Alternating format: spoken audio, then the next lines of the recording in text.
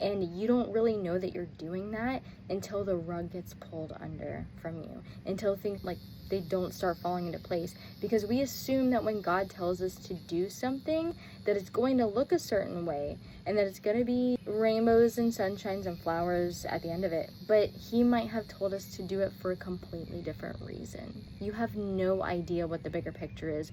We're a small piece of his bigger puzzle that we cannot see.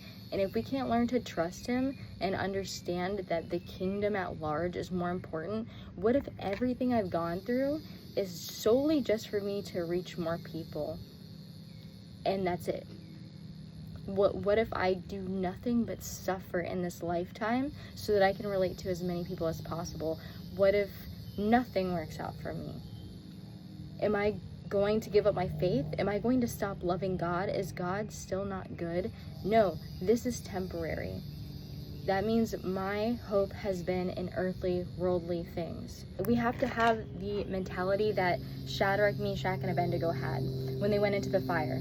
And they were like, that is the epitome of where our mindset needs to be with faith. It's so discouraging to like have hope in something just for it to get crushed, because that can only happen so often before you have to go through healing time and time again. And I feel like I finally cracked the code with the help of God today to understanding. Like, I've understood what Paul meant about having joy in all circumstances. Even when he was in prison, he said, I've had plenty, I've had nothing, and I've been joyful no matter what because of Christ.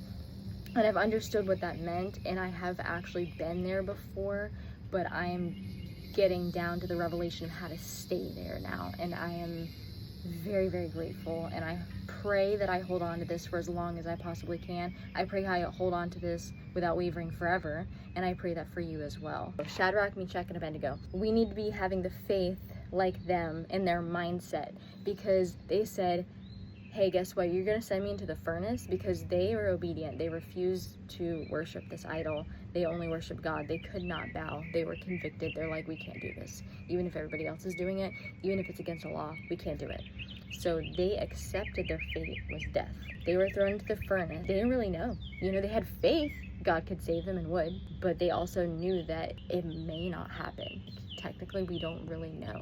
We could really think we know something, and we don't actually truly know the outcome like God does, right?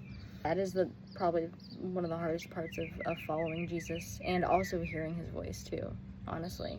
Anyway, so they go, and they're like, God's gonna save us from the fire.